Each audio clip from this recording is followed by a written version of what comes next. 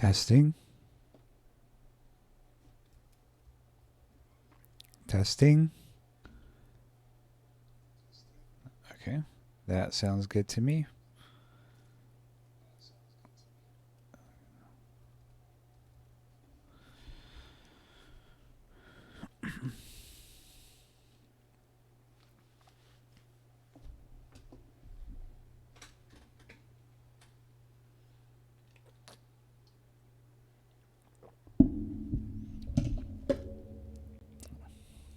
All right, I will get started. I'm going to start off with Fairweather's start map. All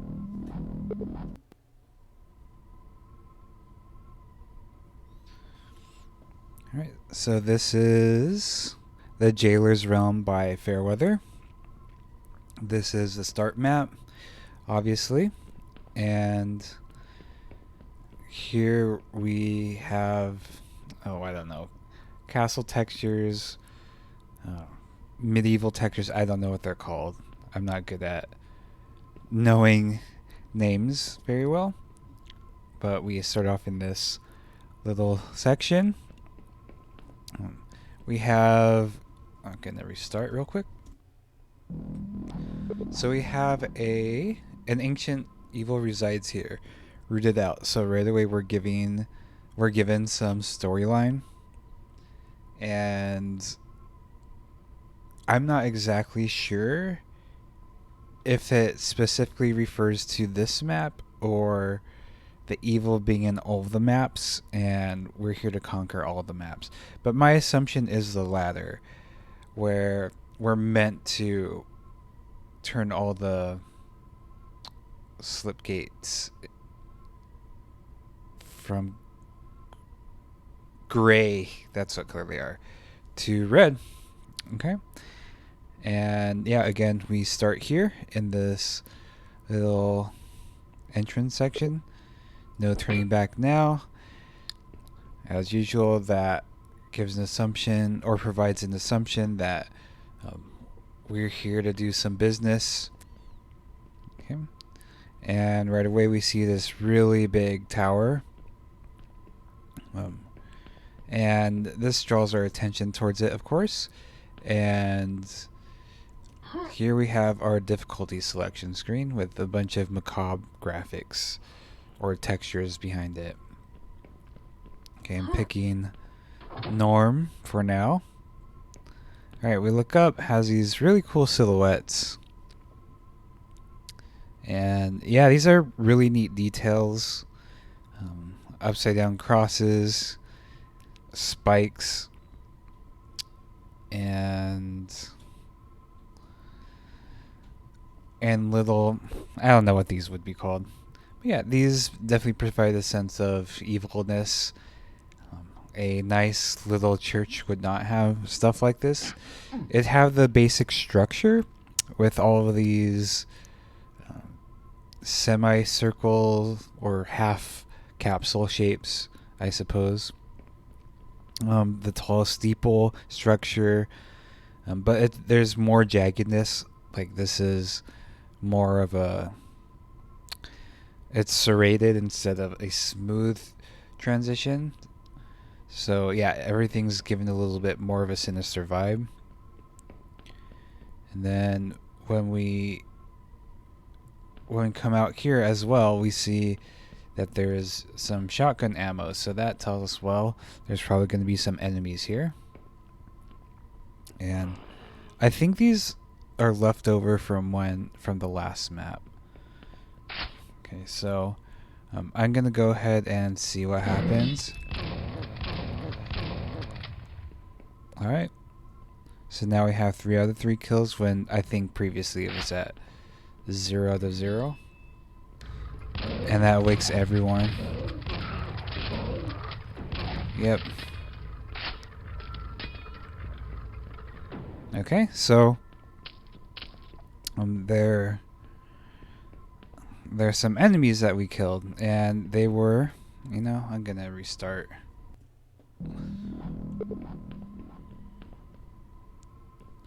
And they're sort of kneeling towards this fallen soldier here. And whatever could that mean?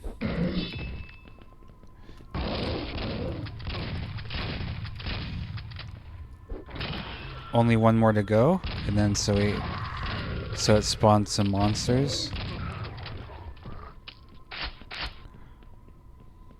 And then so let's go eliminate these buddies. The evil has been rooted out.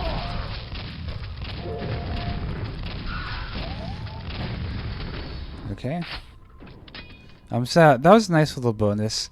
It says the evil has been rooted out. So, hey, Ensoy, Entosoy, I'm not sure how to pronounce that actually.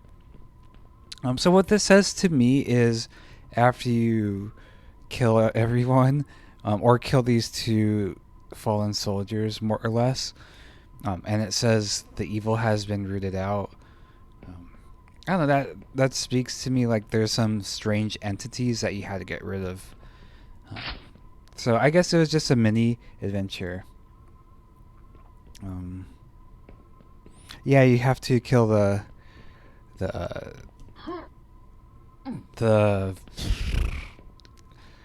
these guys on the floor. And there's a secret. Okay, there's one.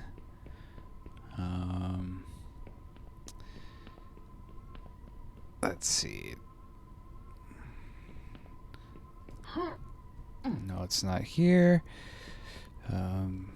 Yeah, so it's always Fairweather always puts their secrets in very interesting places. Usually difficult to find. I think the last one's like up here or over here. Somewhere. I don't want to waffle about this too long.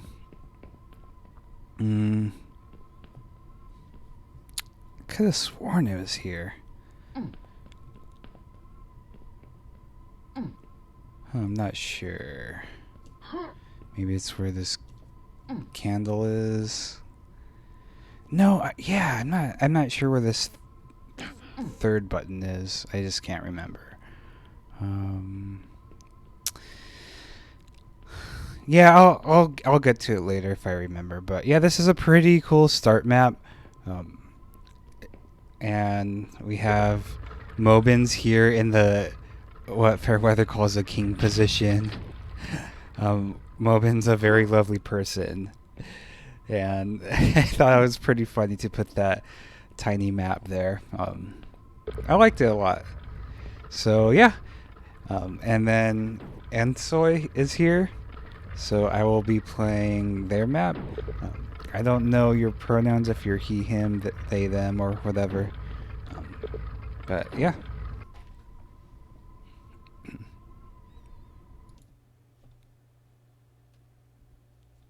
Okay, this is, what's it called?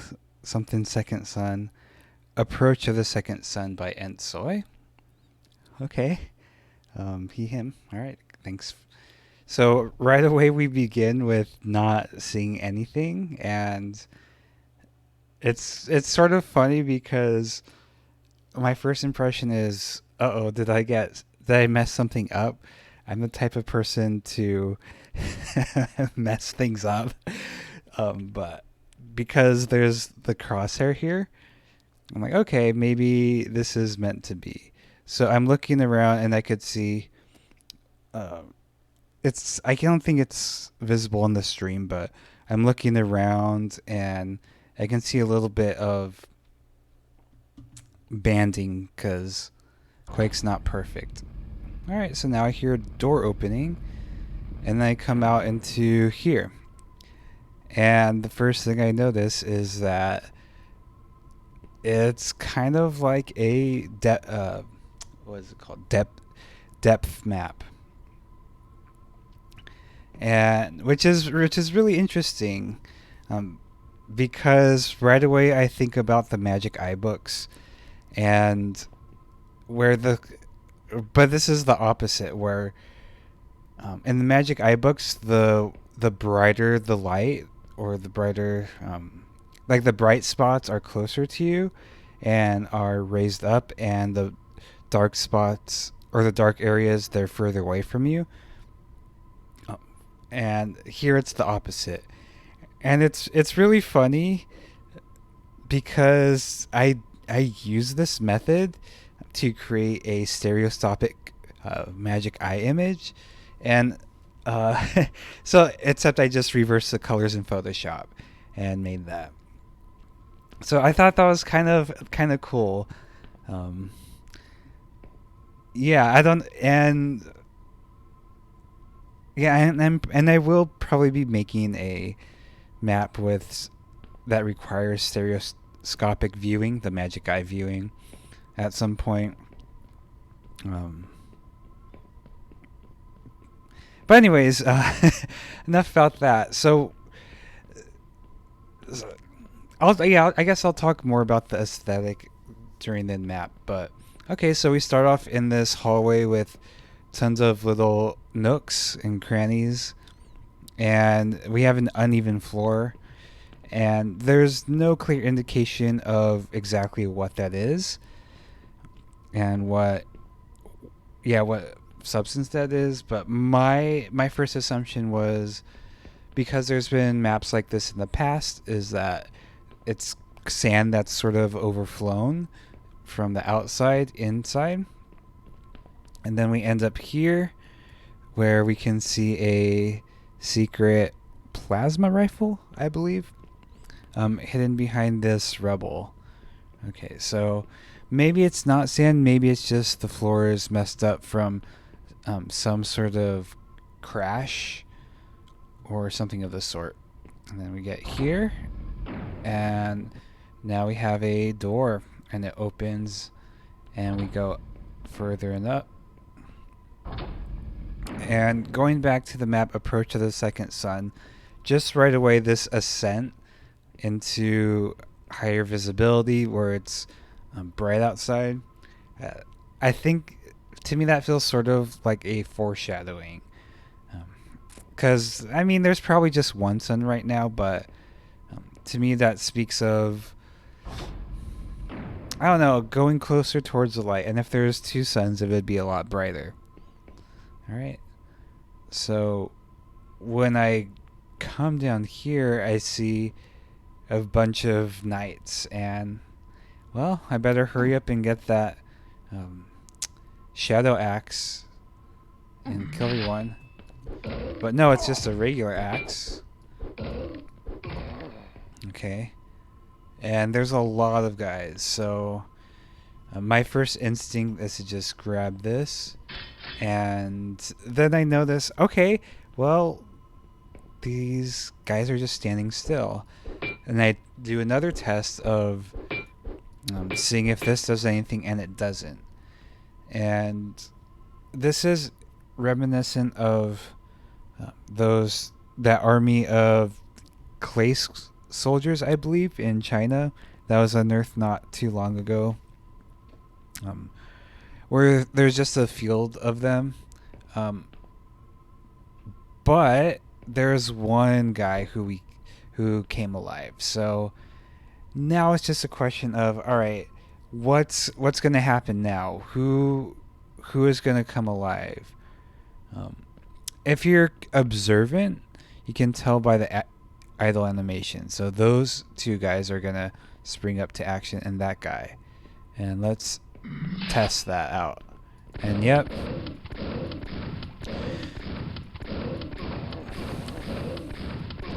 So yeah, a lot of this comes to observation. But I would bet that most Quake players, including myself in my first playthrough, just kind of run around and just kind of see what happens instead of closely observing. So I go forward, and it says complete all rights. All right, and then we can see, because it's helpful to have this full right pixel, because it sort of shows us, okay, there's a fallen soldier, ranger, and I guess there's a couple of them. who have tried to complete the rites, possibly, but obviously failed. All right. So, even though I know these soldiers are probably going to be still, there's always a chance that I might, by progressing further within the map, to new areas, that I might trigger them to come alive. But I don't know, because there hasn't been a precedent set for that yet. The ones that have appeared, the ones that have come to life, were just sight triggers. I don't know if that's a correct term or whatever, but once they saw me, they sprang to life. So maybe these will never come to life. Maybe they will after some point. I guess we'll just have to find out. And that brings a lot of creepiness to this map.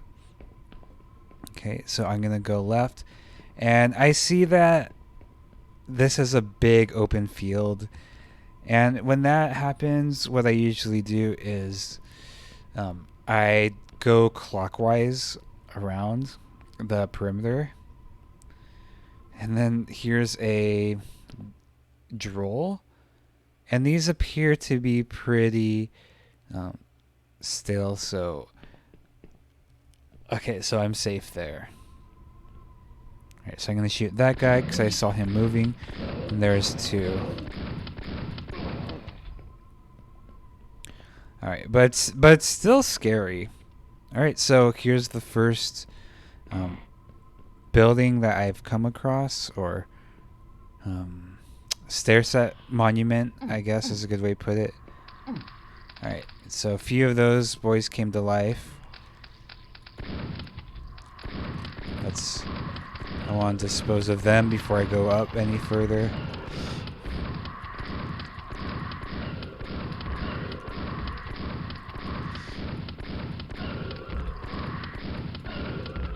Okay, there we go. In a way, I kind of wish I had less ammo to deal with them. Maybe if I went another way, I'd have less ammo. But I think having a little bit less ammo would make this a little bit more scarier, which may or may not be the intent. I don't know. But that's just a possibility. I'm not saying it would be better. I'm just saying that's another option. Okay, so we have the super nail gun here. Presumably some of these boys will come to life. But I guess not. And honestly, that's pretty creepy to me. From my first playthrough on this, that's what I expected to, and I forgot that nothing happened. And I don't know, I kind of got a little chill from that. And I think that's really, really brilliant, because it has a sense of uncertainty of, okay, well, maybe there's no specific way in which things will be triggered to come alive. I don't know. But I'm not happy about that. I mean, I am, as someone who enjoys horror, but I also don't like horror because it's scary, so... Okay, and we have these little jumps. There's ranger figures here. I think there's... I think maybe having one on each pillar's a little too much. I don't know. I'm not sure. But, I don't know. I kind of like sparseness and suggestions. But, I don't know. Maybe it's appropriate. I go back and forth on that. I mean, I guess since we saw the entrance where it said, please complete all rites, there's multiple rangers. I guess it's fair to assume a lot of rangers have perished doing this. So I guess in all stages, jeez. I guess in all stages there would be dead rangers around. Okay.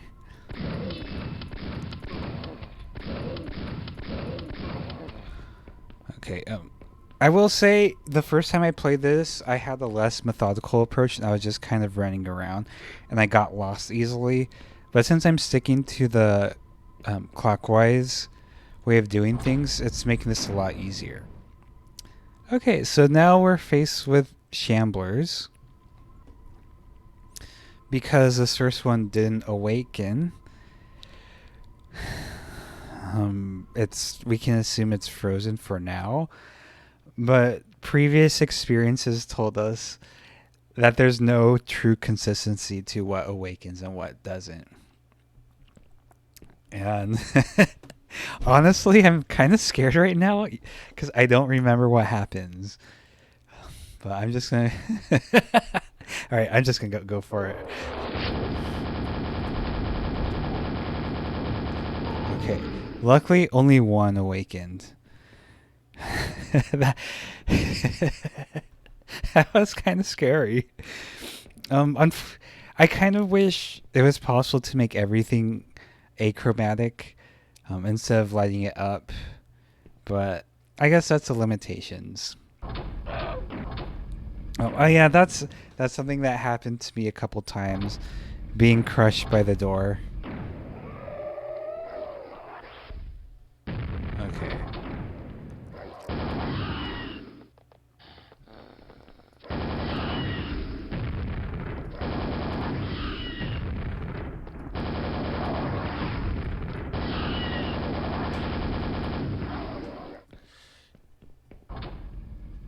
Oh no.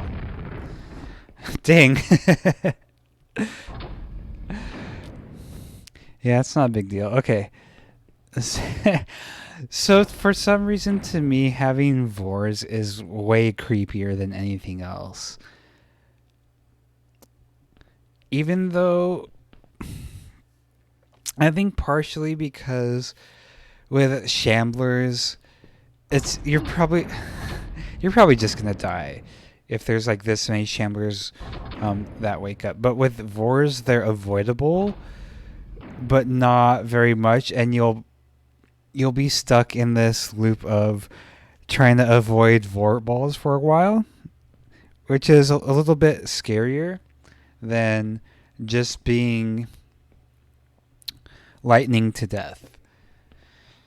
And yeah, and I think there's a lot of tension present in the Vors there's tension in every enemy, but to the Vor in this kind of space especially, there's a lot of uncertainty of, well, how am I going to be able to escape this? And so to have 4 Vors in the open arena, that's really scary. Especially like if like opening this door could trigger one, that possibility, even though it didn't happen, is still present. Okay, so we climb up these stairs. The other side's symmetrical. Okay, so another situation where I'm very scared. So I quick saved. Alright.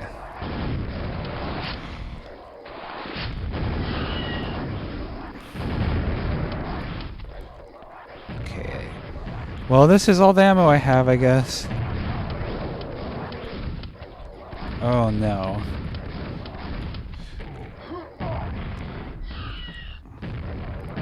Yes, infighting.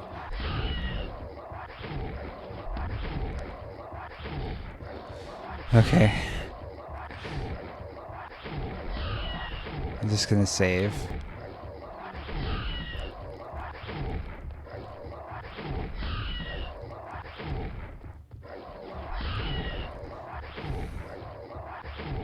Yeah, this is taking... Okay. Use a Shambler to protect me from a Shambler.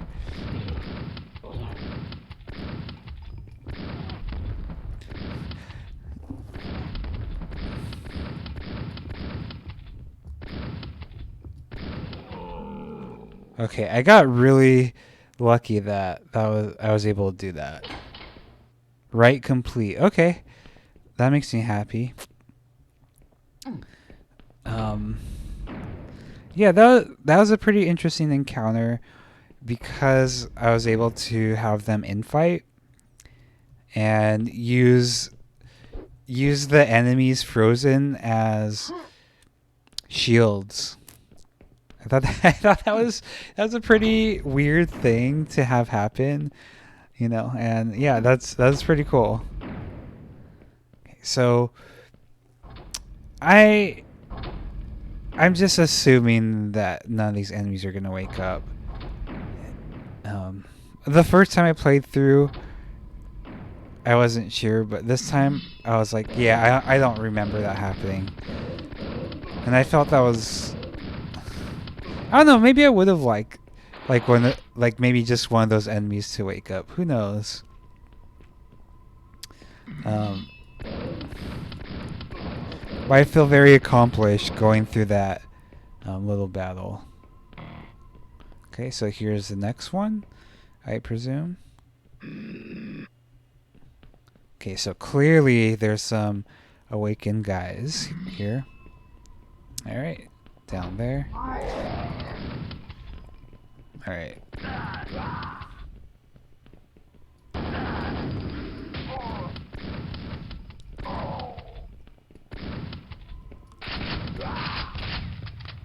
Okay, so I'm gonna read this.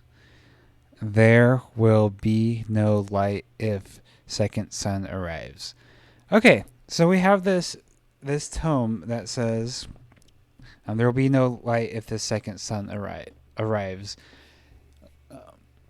In the sense of narrative, we don't know what the second sun was.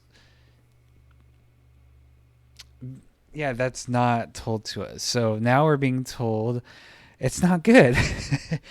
Because, yeah, at the beginning, I thought, okay, yeah, this second sun, that sounds cool, extra light. And maybe we'll even be able to see everything well. But no. Yeah, that it's not a good thing. There will be the opposite that happens. There will be no light. All right, so that's just wonderful. So my presumption at this point is that we're trying to stop the second sun from arriving, and this is a mission that a lot of these Dead Rangers has failed at. Okay, I'm glad I didn't wake up those drolls. Okay, don't need that.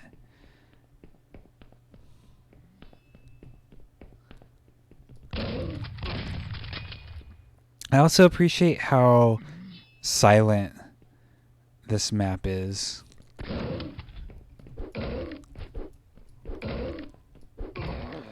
Yeah, because I don't feel like music was necessary here. And then I come up here, and it looks it's creepy because you hear the elevator, but you can't see much happening until you look up. Then you come in here and go down. And then we hear some grumbling noises. And now what we're faced with is a labyrinth with these boys that explode. Oh, El Maria says, I thought we were trying to make the second sun happen and they were trying to stop me. Oh, maybe. I mean, I don't know. And honestly, I don't want to say I don't care, but I think I'm fine with not knowing. That's what I want to say. Okay, so when it comes to labyrinths, I always take every left, and unless there's like looping portions in the middle, then if a labyrinth's constructed in a way where you can't get stuck in a loop, I don't know how to say it, but for a lot of real life corn labyrinths or corn mazes,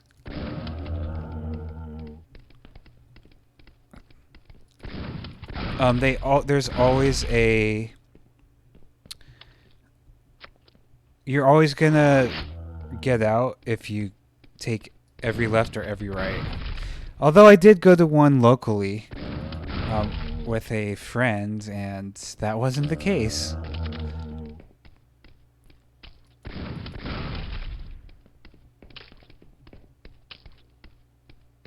Yeah, this is creepy.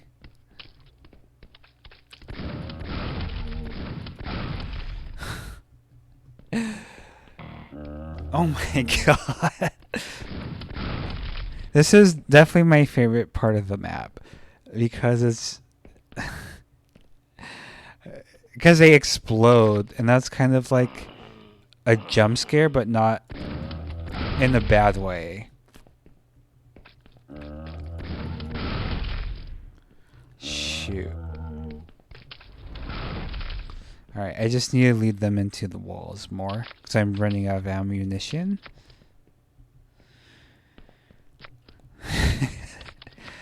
Yeah, I think this... Yeah, this map has a really tense atmosphere.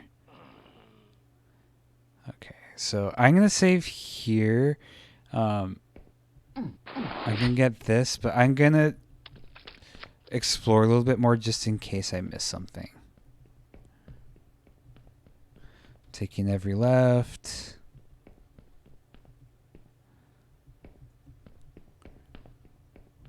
Yeah, I'm good. All right, so I think I got everything there.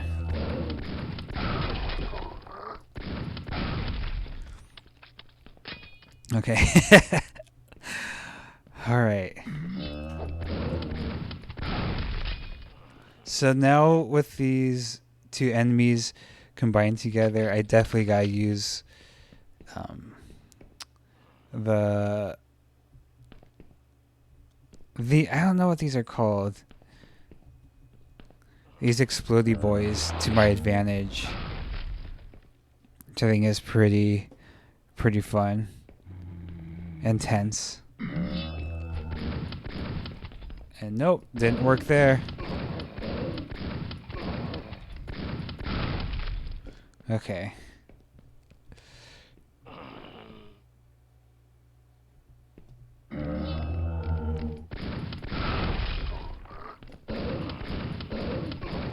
Okay, definitely need a backpack at this point. Come on. Touch the wall, explode, please. Jeez. That was not ideal. Yeah, the silence really adds to the tension a lot. Because you can hear the growls of your enemies. And you know where they are, but you can't really see very well.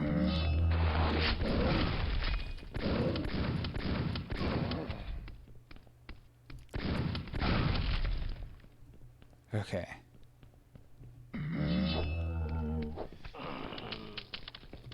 Alright, I'm gonna see if I can... That was successful. Oh boy, alright. Okay, so beat this section. Alright.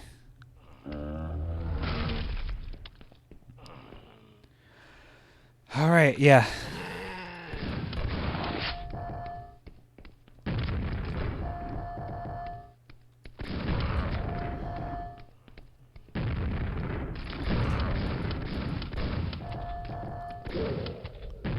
Thank goodness. Okay, yeah, that's scary going up against an ogre with very little shotgun ammo. Last time I definitely had more weapons.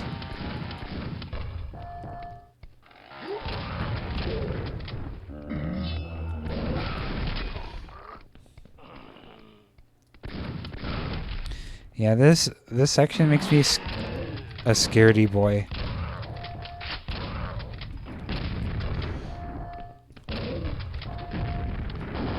Oh, yeah, I forgot I had some nails. I have a lot of nails. Wow, okay. I forgot about that. Yeah, you wonder, El Maria, wonder if a regular map with all the textures and stuff with the same concept would have worked. I would say yeah. It depends on like what the textures are, what the lighting is, what the atmosphere is. Absolutely, I think so. Um, but I don't. It would just have a completely different feel.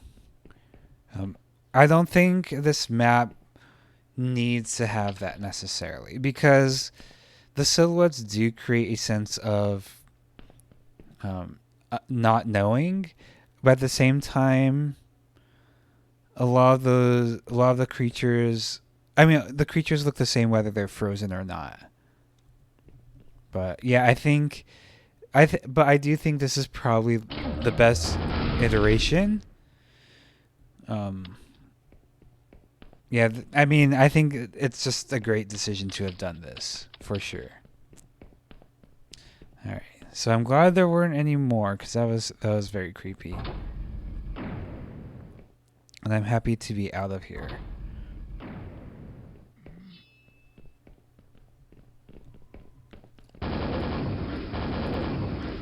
Okay. Yeah, and here comes the part where I don't really know where I'm going. Because I don't know where the exit was in relation to the entrance.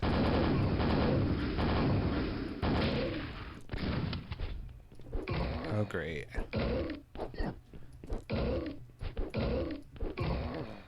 Oh, my goodness. At this point, I'm just gonna run. Okay, yikes. Gonna see if I've been in here. I haven't. Lost my fingers.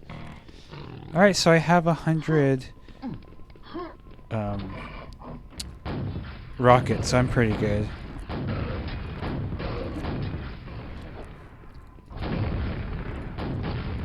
I think I awakened a lot more boys with that.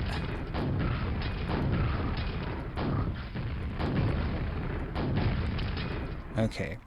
At this point, I feel a lot less scared for sure now that I have a rocket launcher.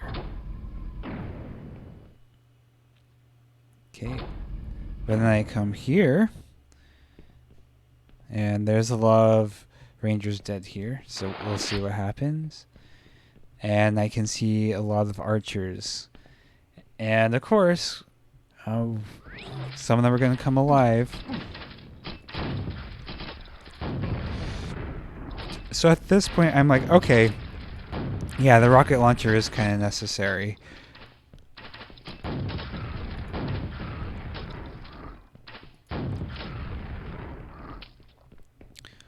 Alright, so that was nice. I'm not using Quake Spasm Spiked. I'm using regular Quake Spasm. I probably should switch to Spiked, but I just haven't. For no particular reason. Alright, so now this is a scary situation.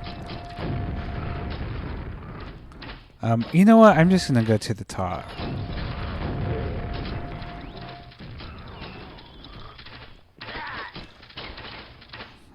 You can enter the tower. Yeah, I'm just gonna fall back down.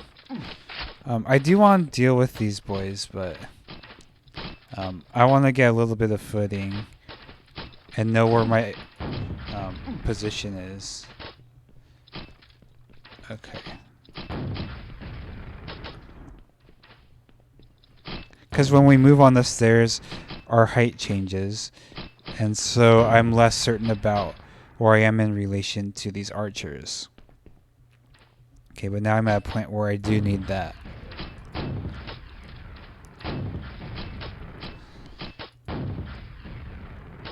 Okay. And then the further we go up, or when we go up little by little, oops, they will reveal themselves to me.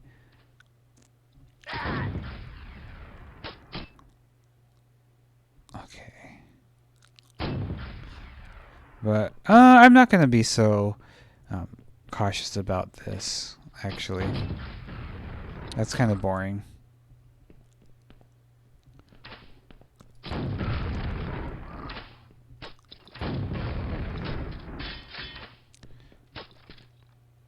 Where are you?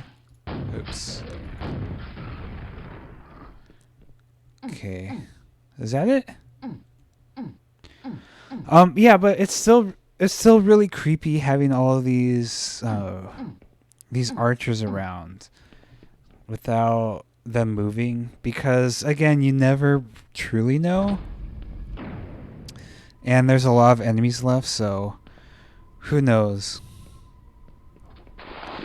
And now okay. Wish I would have gone there before. But that's alright. So now I don't really know where the entrance is. So I'm just gonna wander around a bit. Oh, here we go. Never mind. So I saved. And then here's a lightning gun. So it's funny, nothing appears to be happening, but we are going up. Okay, now I can tell. So I assume there's going to be a battle. And I am correct. And of course, some are frozen, some are not.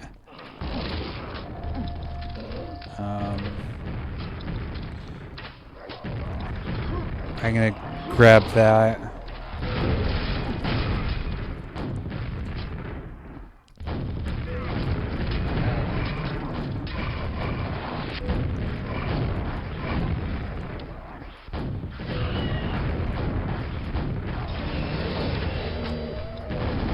Okay, my first priority is the shamblers.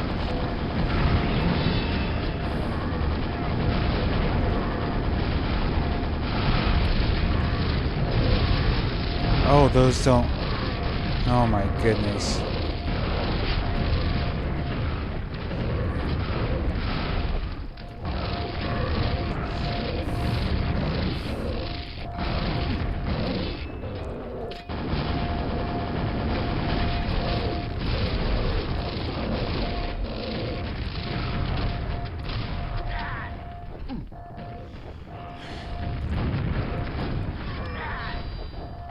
Oh no.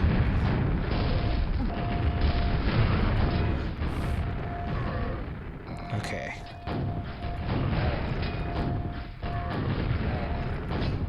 Alright, I think maybe I can survive this. Alright. There's some health up there. Oh, red armor. I didn't see that was red.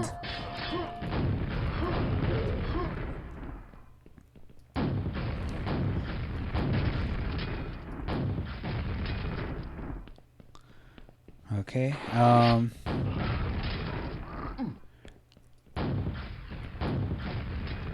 The right is pass. Okay.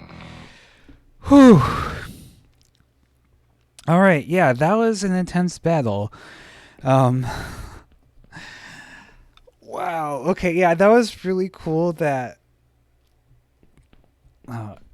right away we were given exactly the enemies that we're gonna face right away. Because a lot of arena battles like this, enemies teleport in after one wave is finished.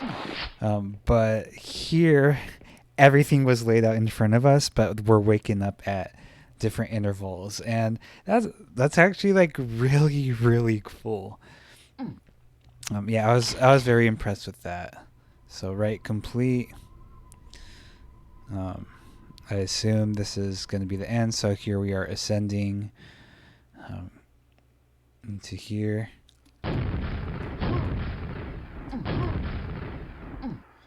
Oh yeah, I forgot there was more.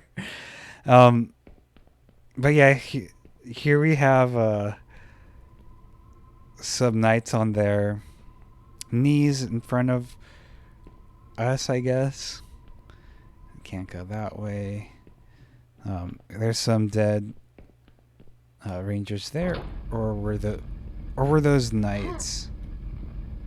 Oh. Approach of the Second Sun by Ensoi. Okay. And then that's it. But yeah, I'm definitely gonna go back to that last area real quick.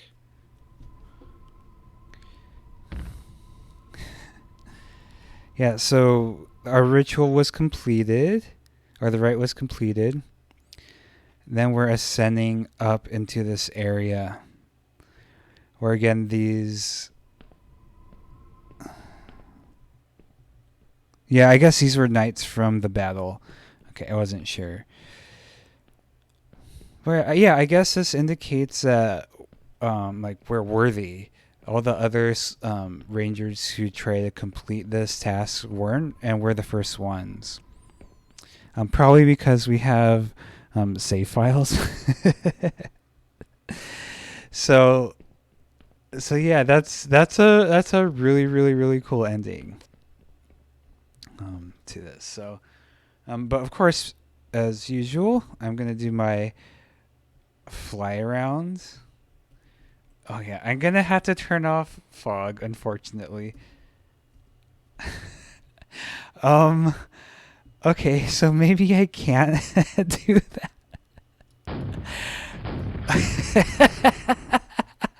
I can't do the typical fly around.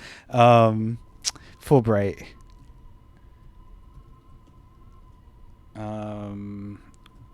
Are full. Okay. Oh god, this is so awful. Okay, this is officially the ugliest map of this jam, but if you turn on full brights, like this. This is so funny. Yeah, if we were to play a map like this without the fog.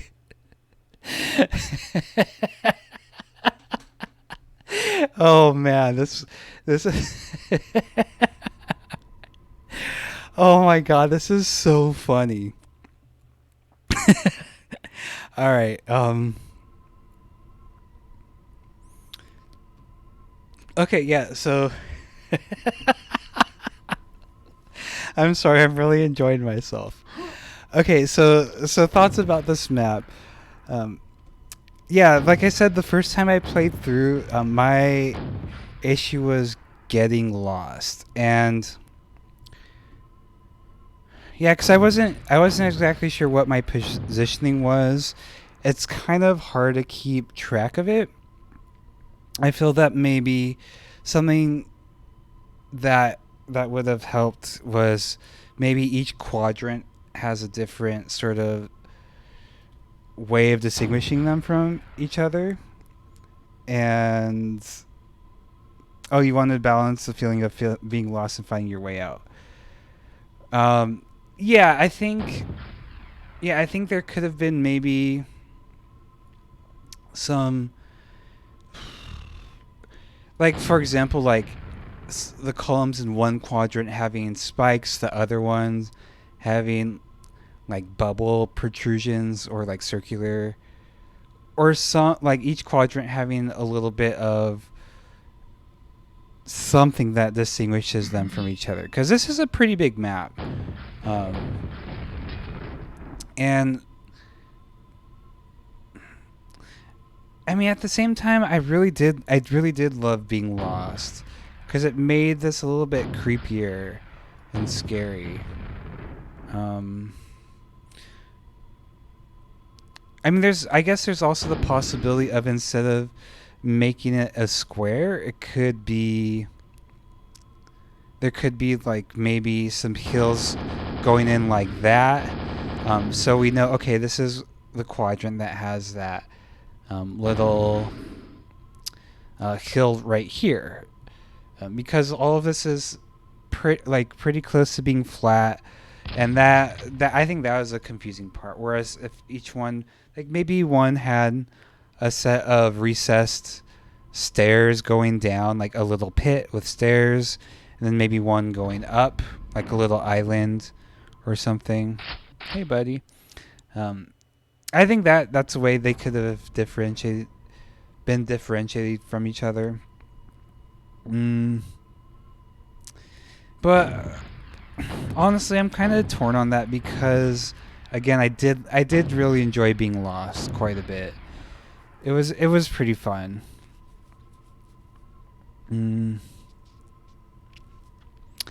Yeah. Yeah, I don't know. I think honestly think it could go. I think it could go either way. As far as the architecture is concerned, I do really love that. Like there's floating huge sections like that. It adds to the surreality of it. I don't know what word I want to be using, but yeah, it would made it way more surreal. This neo-brutalist structure, and which is kind of a smart decision too, because since you won't be able to see many details, like why not make it neo-brutalist, make it huge, big, and just create more strong silhouettes than worrying about like details that people aren't really gonna see unless they get close enough and pay enough attention. But in a map like this, I'm gonna go back to this. Okay, I gotta turn full bright off. Yeah, in a map like this, let's do no clip off. Ouch. Yeah, in a map like this, yeah, you're only really gonna see outlines of it. So yeah, I felt like the neo-brutalist approach was very appropriate. It made a lot of sense. I mean, it also we can't help but call back the monolith from 2001, like that having an impressive structure that's unknown. And I don't think we as a society are ever going to get away from that, thanks to Stanley Kubrick and how he portrayed that in the film adaptation. But yeah, I think I really, really love how it's floating, and it's nice to have details on the doors. Not just because it looks good, but because it also reads to us. Okay, this is a familiar door shape with the door pattern on it, brush details. So they also help. But yeah, as far as the aesthetics are concerned, I thought this was incredible. Like visually, one of the most memorable Quake maps I've ever played, for sure. And as someone who's a visual artist, that's let me put it this way: like one of the reasons I play video games is to experience things visually that I couldn't in real life, which is one reason I don't like sports games or like real-time strategy where the field of play is relatively unchanging. So yeah, like experiences like this are just so visually distinct and so striking. They're my favorite kind of Quake experiences. Even if this map sucked, I still would have really loved it, because I'm kind of shallow like that. Okay, I'm not really shallow. I'm just more aesthetically elitist. Like there's some games I won't play because I don't like how the graphics look.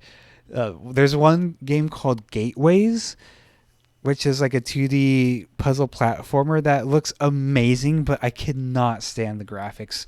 I played the demo and the graphics just like ew. So, but it's a really, really, really cool game, and I recommend it. It's from like 2012 or something. But yeah, back to this map. Yeah, this was a really, really amazing map from start to finish. Just a couple navigation problems, but other than that, like this is one of those experiences where like this was just amazing.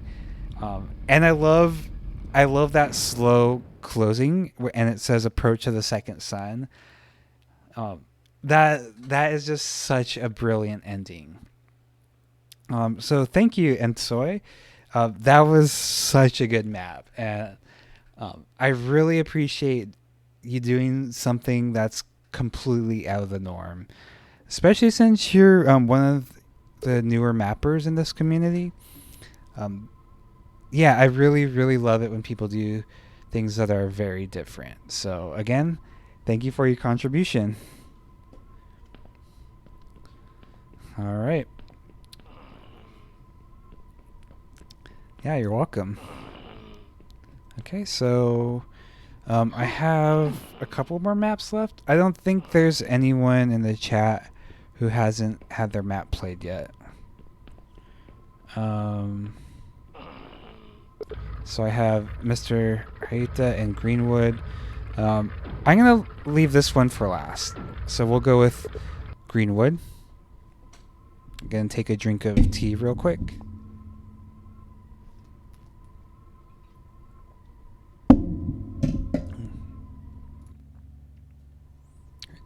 All right, this is The Well of Damned Souls by Greenwood.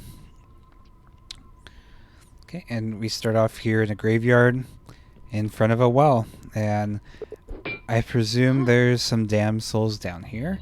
But before that, I want to explore a little bit. Get some shotgun shells. Okay, we can't proceed through here. I'm gonna axe all these because nothing better than disrespecting the dead, right? I think it's just a good habit to have. All right, so I guess we'll take the plunge. Obviously, we don't have the gold key, so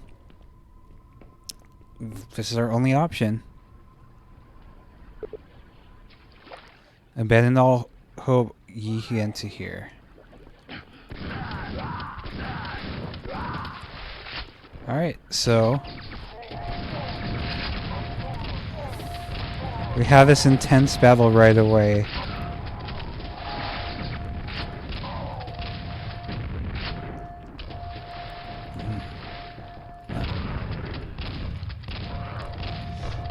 Okay, some ogres and some base boys.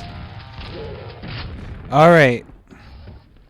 So to begin this, we emerge out of this pool, and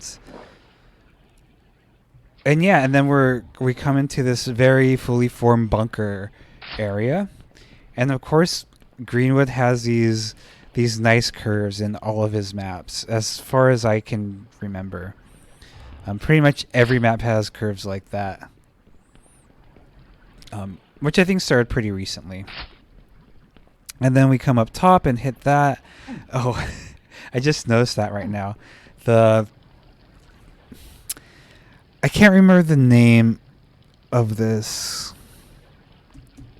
episode, but the EOE episode, which I'll probably be playing through this week. Thought that was a cute touch. Alright, and now we have this more open area with both base grenaders, or whatever they're called, and then the ogres. Alright, so I'm just gonna retreat here because that was a little overwhelming. And I assume that I'll be able to get back up there at some point. Then we have our knight friends. Okay, we can't do anything there. Oh, poor boy. Alright, so actually we can. So we're able to get across. And then we see that trap. Now we become worried. Okay. Now we just have to sort of... Oh boy. And that's it.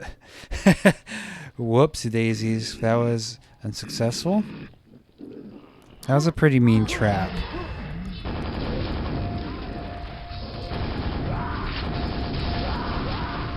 Okay. Find the button. Alright, so I'm going to save here. The button's not over here. So I'm going to try and make my way across. And there we go. Alright, so the button was on the right side. I wonder if Greenwood put the button on the right side because of maybe he noticed some bias where people usually take a left when presented with a choice. I don't know. So that's my presumption. Or maybe it's just that's what he happened to put. Alright. So very, very intense.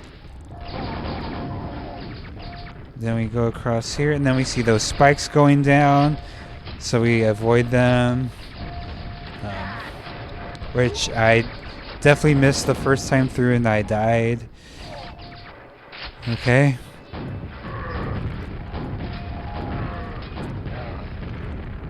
Alright. So this is never ceasing. We're just getting bombarded.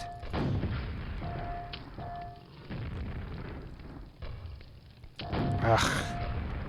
Okay, yeah, so the trigger is just stepping on the platform. Alright, so now we've dealt with this room. Alright. But before we enter, I'm going to take a little look-see. So yeah, we have this room where we have this upward progression. Where we're attacked at all sides. Which is really intense. Especially with the threat of this lava pit below. And then we rise to the top. And then we're still not safe because of the spike trap up above. So at all points until you kill all the enemies, it's just an intense ride. And then we can sit a minute here, think about all the people we've murdered and stuff. And then let's proceed. Okay, and a hammer ogre. And again here. And that was unexpected. Because we've had plenty of these overhangs and none of them did that. But that one did. Alright, so we have the secret area. Very nice. Just for noticing that little detail. Now we're back here again. Nice little loop. And at this point we're accustomed to this trap up here. So no sweat. Very interesting brushwork here. These starfish go pentagram things. Alright, so I guess that only happens once, huh? Now we have this. Then I guess I got lucky. Yeah,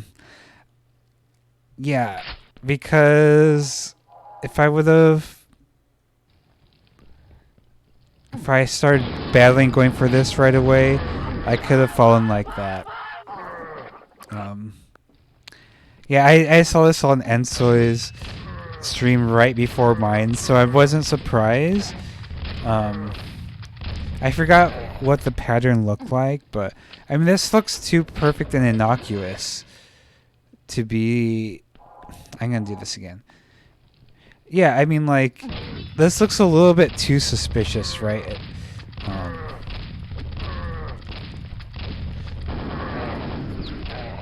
Yeah, I mean, because this is so plain, and it's at the other end, and nothing else is happening besides those two knights, and that's kind of weird, especially knowing like Greenwood's made like at least 300 maps in the past month. That this would just be too weird. So that would indicate something's weird to us. But let's go get it. And if we happen to be here, then we die. So I guess it's just it's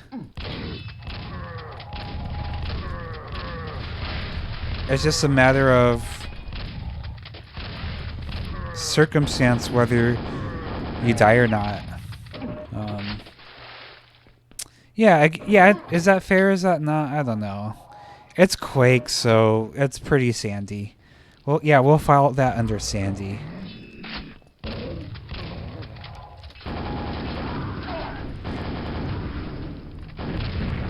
Even though I'm the resident sandy lover. Sandy is my boy. Although I'm like the nice Sandy. I like to do a lot of like unexpected things, but not in a way that hurts the player. Oh, I never noticed that. Oh, that was pretty cool. Had that little thing pop up.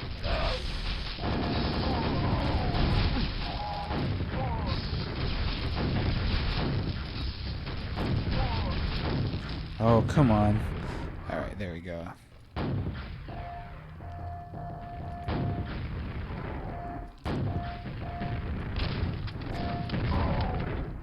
Alright, so this was a pretty deadly room. A lot going on.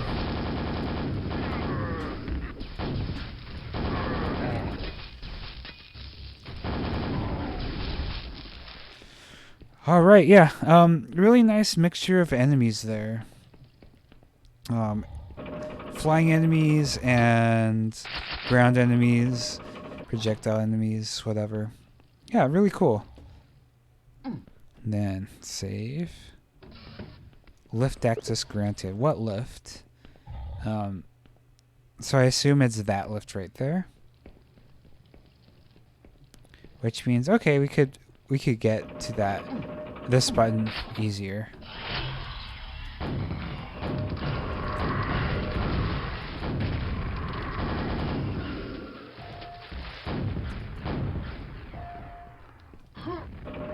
Alright, there we go. Oh, that looked really painful. I'm sorry, mister. Kisses. Okay, one thing I do want to note that I haven't yet is, yeah, for some reason, I really take to black and white checkered tiles. I think partially because they seem more of a... they're very uncommon as far as what I've seen is when it comes to actual home decor. I feel it's more of a thing for maybe things that are in media like movies or games rather than real life. It has this weird bizarre feeling to it. I mean, and the reason... Oh, I forgot I didn't have double jump. Yeah, I think one reason that it's not used so much in home decor is because it's kind of disorienting. It's very jarring. The black and white, which are the polar opposites of each other, mixed like this, just probably drive people nuts. So I'm guessing that's why they're not used in a lot of homes very often.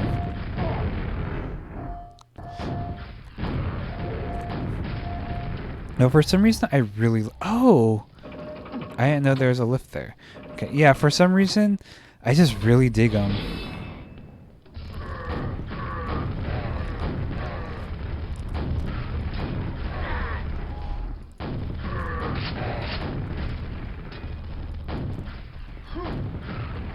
Alright, took care of those fellows. Yeah, they're noisy visually, but I do really like them a lot. And they are kind of softened by the fact that they're not just stark black and white, that they are textured like that. It's very nice. Shortcut revealed. Yay. Oops. I did not mean to fall down. Bullet hell.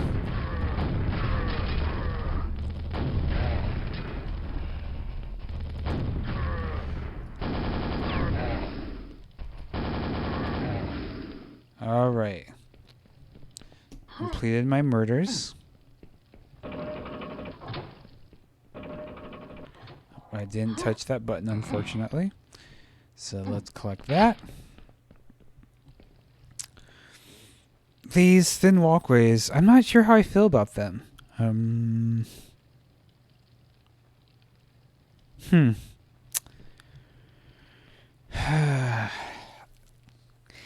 I suppose they're kind of a precarious method of traversal. I don't know if they add anything to this. I like thin walkways a lot. I mean, the chasm in Doom 2 is my favorite non-Doom 64 map of all time. I mean, Doom, but not Doom 64 map. So I know I have weird tastes, but I don't know. Like, this doesn't necessarily fit in. Yeah, it just feels a little bit funny. I'm not super convinced. It's great.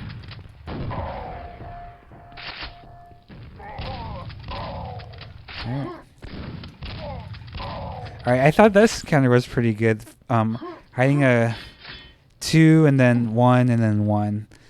Yeah, that was really enjoyable. Love some more curves in the Quake maps.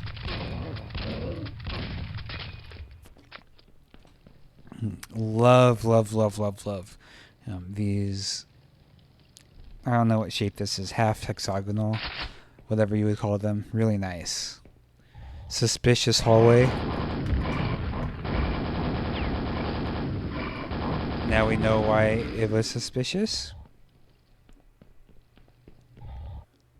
Okay, so go up here. Alright, so now we have this encounter. Before I do anything, I'm going to collect all this ammo, because it looks like a big boss fight here.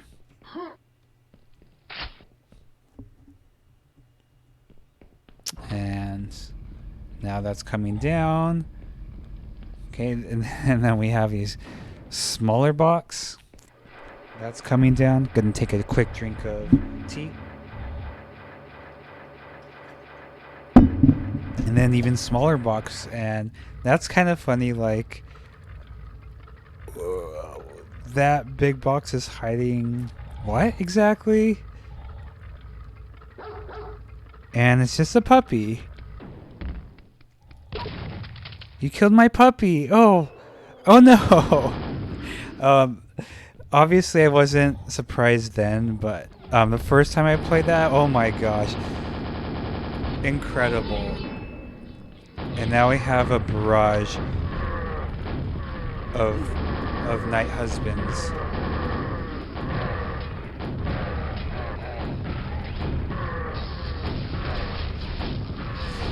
And yeah, you killed my puppy. It's so sad. But Greenwood, you forced us to. So shame on you. Shame on you. Sequence completed.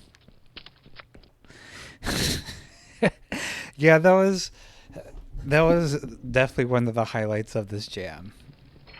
For sure. I almost feel like it was tailor-made for me. Because I complain about how we have to kill puppies so much. But I bet it works on everyone.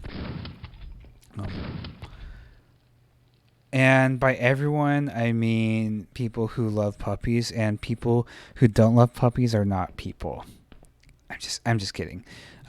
Also, I really like these textures up above.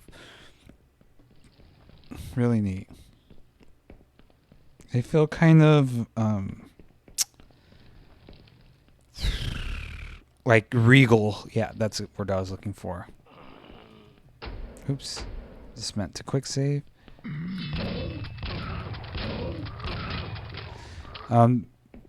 That's just a surprise if you're not paying attention.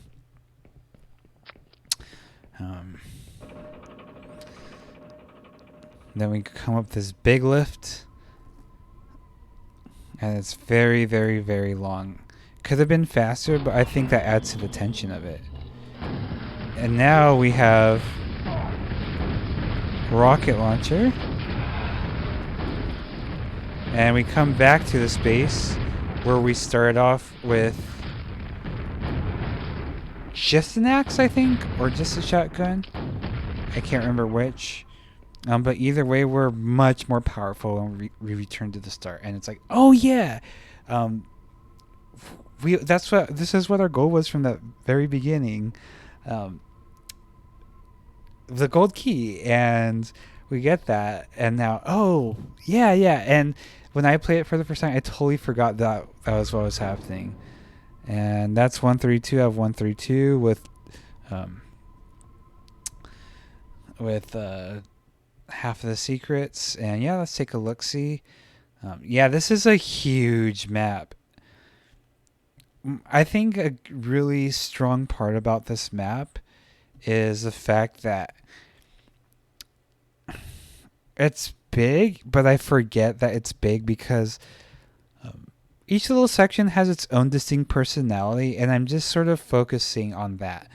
And a few of these sections, like here, for example, or here, there's more than one thing we're doing here. That one as well. Like we have to go to at least one different floor. There's a puzzle or a button puzzle or something. And that it sort of makes me forget what we've done before. Like I totally forgot about this room here. That was so long ago. And yeah, and really nice details with the columns and stuff. Greenwood's a designer by profession, so other than this thing, I can't really complain about this map that much. I don't know. I kind of didn't really like this elevator here for some reason. I guess it's just more of a anxiety thing of things being out of order. And I don't really like that. It just feels off to me, but that's okay because it's Quake and it doesn't need to be how it quote unquote should be architecturally. Okay, and yeah, I just love flying around, and yeah, the Greenwood's maps always have a really interesting sort of shape and layout to them that I really appreciate. So yeah, again, Greenwood, I guess, yeah, you're probably gonna be watching this. Same thing, good design as in, besides these tiles, everything was just done super well, where there wasn't a huge, like the design wasn't drawing attention to itself. It was just the gameplay, and the architecture was solid. And like these tiles, that's a really nice texture. But I didn't notice it. It was just because it just fit in pretty well. So good design is invisible or whatever. So yeah, thank you for your map, Greenwood. And what that last thing said? Happy Halloween. That was last night, but thank you anyways. All right, and so the last map is A Dead Man's Favor by Mr. Heita. Heita? I'm not sure. Gonna take a drink of tea real quick and then I'll enter in.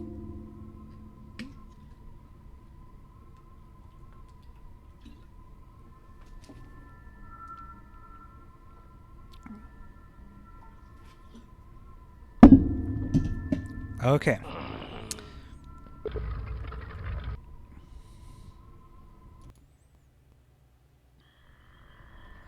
So this is A Dead Man's Favor by Mr. Heita. Heita, whatever.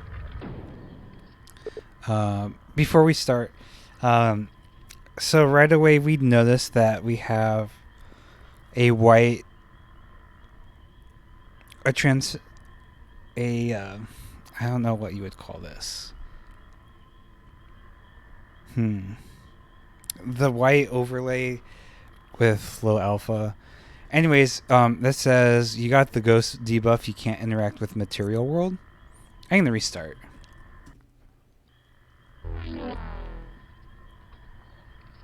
Okay, then we're here.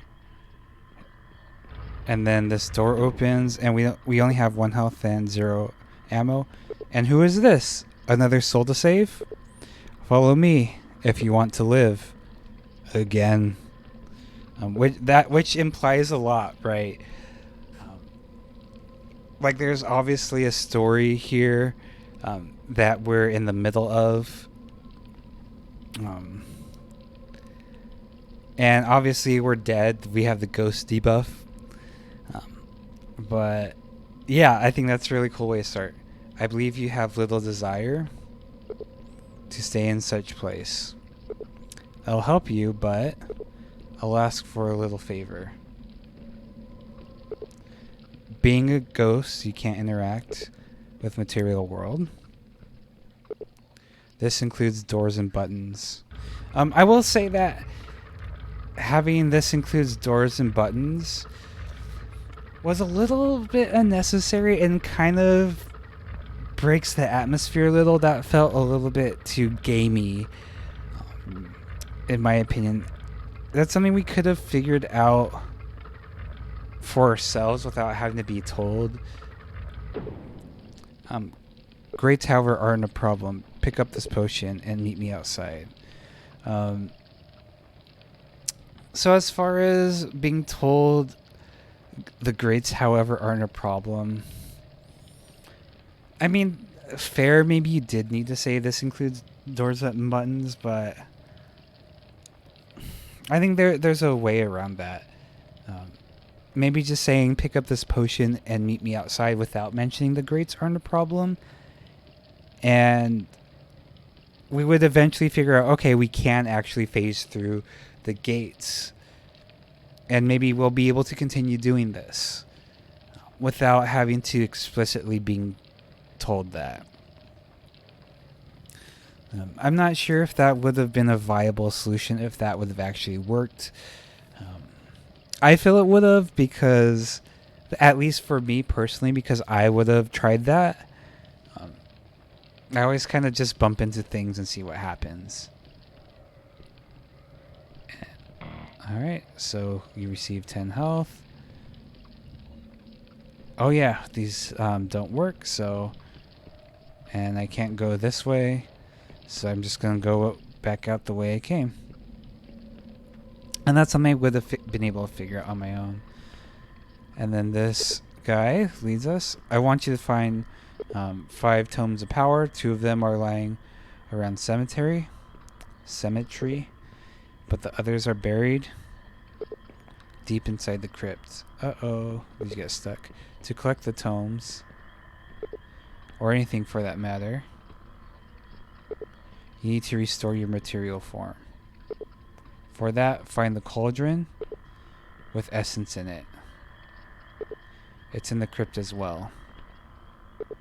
Once all the tomes are collected, meet me at the clock tower. Now go, I'll cast you forth. Okay, and then we're brought here. Now we're given this mission, and we have 11 health now. So we're given some life back. And now we're facing this world with pumpkins, and it's floating, and that's kind of creepy. And then we have our, well, my Minotaur husband, my favorite character. And yeah, and we have this spooky graveyard-esque situation where we have to find the cauldron. Okay, so I'm just going to explore a little bit. Really enjoy the green and these crooked, I don't know what those are called. Fence barriers, textures. Alright, so we go down here. And so I'm like, okay, so now we are going to the crypt, and I hear enemies, so I guess we are going to face these enemies later. I mean, it's kind of rare to face or to have frozen enemies that... Book's first mortal. Okay, sorry. It is kind of rare to have frozen enemies that you don't face, but as we saw in Ensoy's map, anything's possible. So let's go through this. pentagram gate. And I'll just take every left, and I could collect some of these vials, blood vials perhaps. Okay.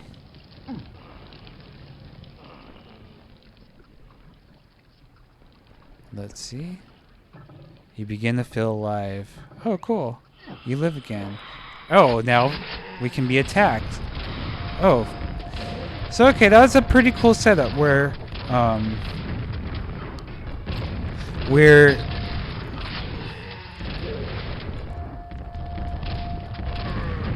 we're dead in ghost form, and we come alive, and now everyone wants us dead again. And so the priest guy or whatever, and now this kills us.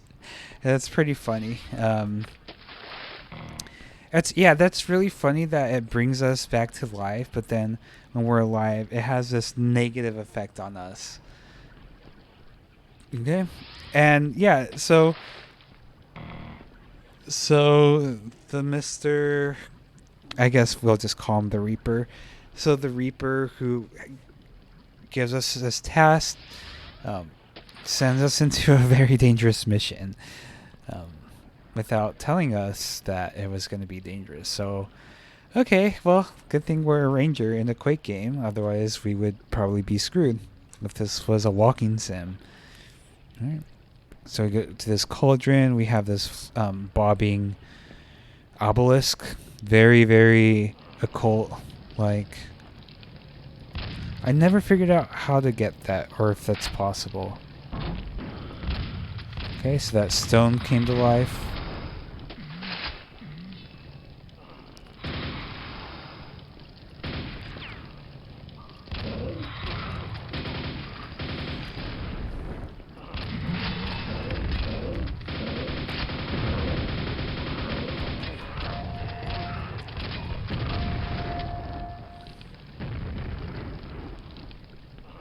Alright, tricky situation here. Never mind, got out of that pretty easily. Very compact. There are more to go. Very compact, so it makes avoiding these creatures difficult. But possible. Alright, so let's progress around to places where we couldn't interact previously.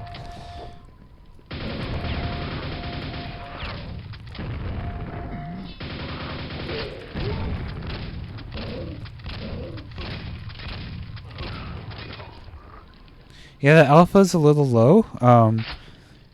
Sometimes on some of the creatures or the beasties, and which is appropriate, but also makes it a little bit more difficult and frightening, which is, in my opinion, a really good thing for this map.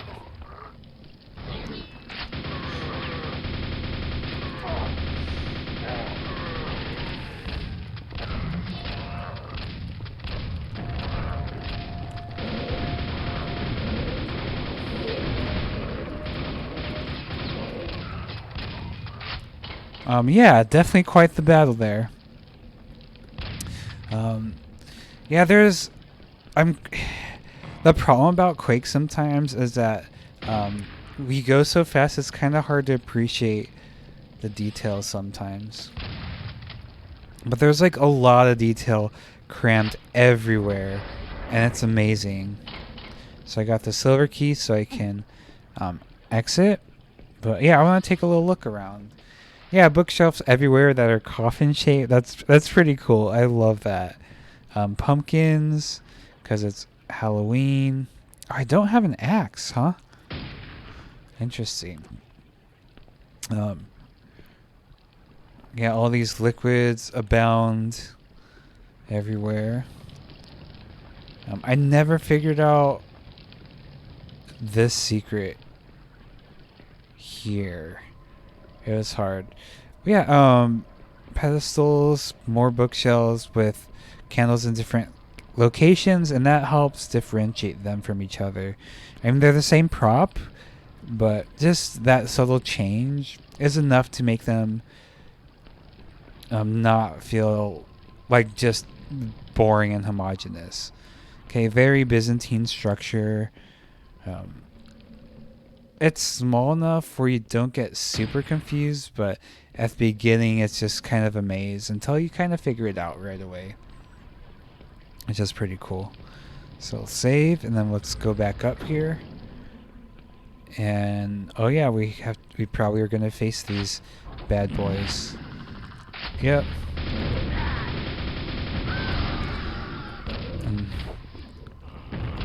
Alright, so now I'm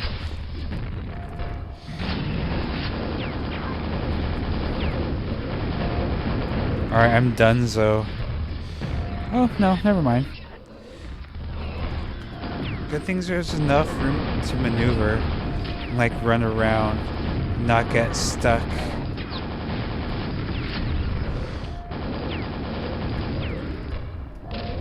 Alright, yeah, now I'm done. Okay. So now I'm just gonna go for it. Probably not gonna talk a whole lot.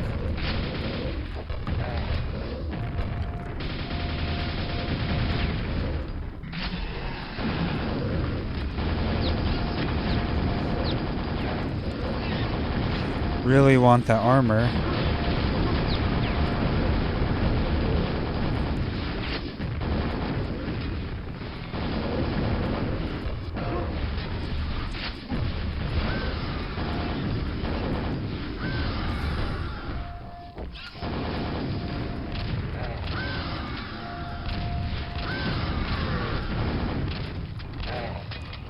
Alright, so I cleared out some enemies.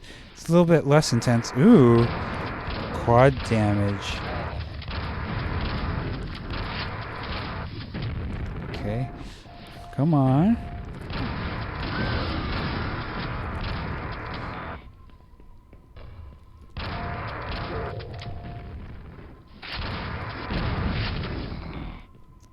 I think I'm pretty good. I don't know if there's any bad boys left. So I get this Tome of Power.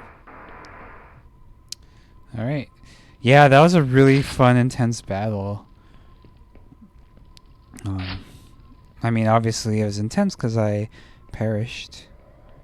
Okay, I need one more Tome of Power, I believe. All tomes are collected. Seek the clock tower. Alright, so it's over here. Well done. The exit awaits you down below.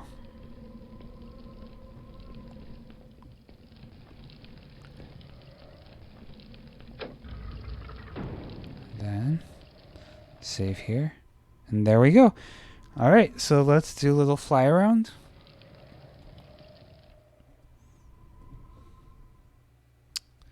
Ooh.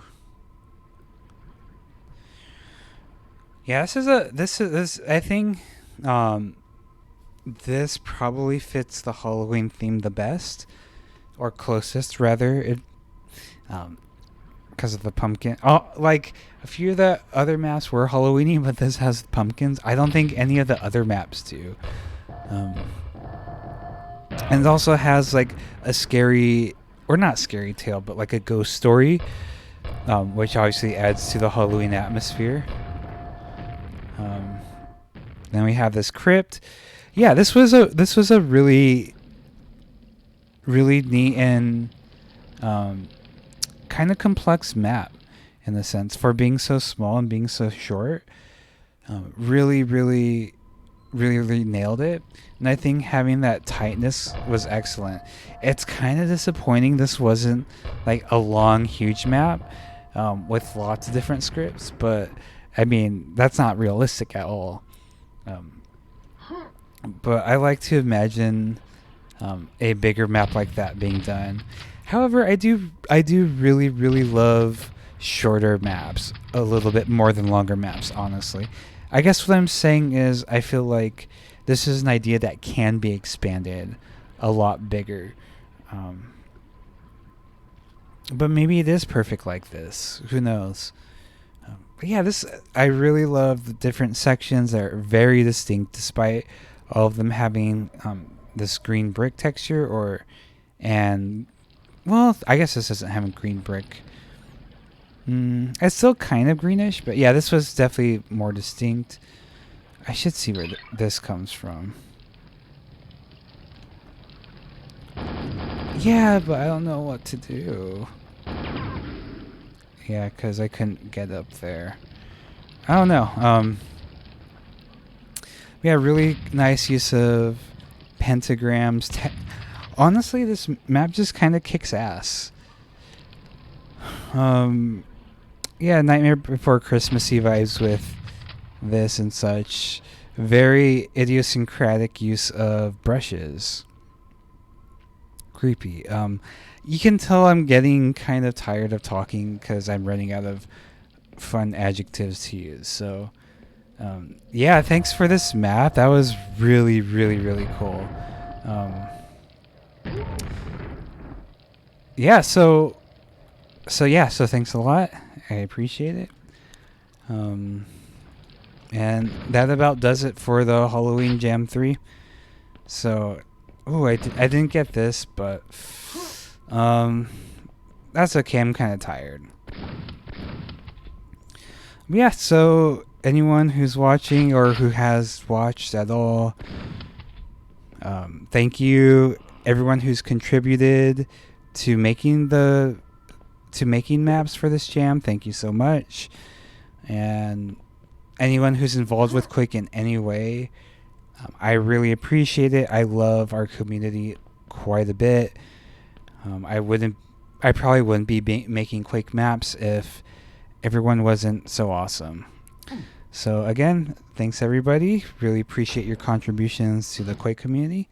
And see you later. Love y'all. Bye.